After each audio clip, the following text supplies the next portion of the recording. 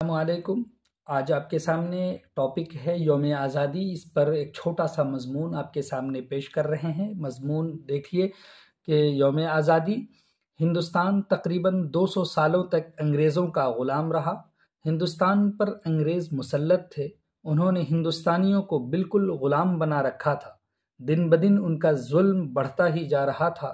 آخرکار ہمارے علماء کرام، خاص کر علماء دیوبند اور علماء صادق پور، نیز مہاتما گاندھی اور پنڈت جواہر لال نہرو وغیرہ نے آزادی کی تحریک چلائی۔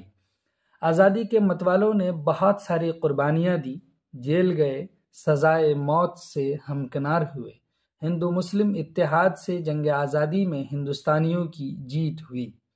15 اگست 1947 عیسوی کو ہندوستان انگریزوں کی غلامی سے آزاد ہو گیا۔ ہم اس تاریخ کو یوم آزادی کے نام سے ہر سال مناتے ہیں۔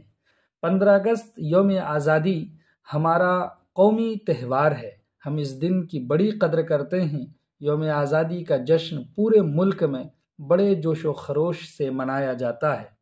مرکز میں صدر جمہوریہ اور صوبے میں گورنر قومی جھنڈا ترنگا پھہراتے ہیں۔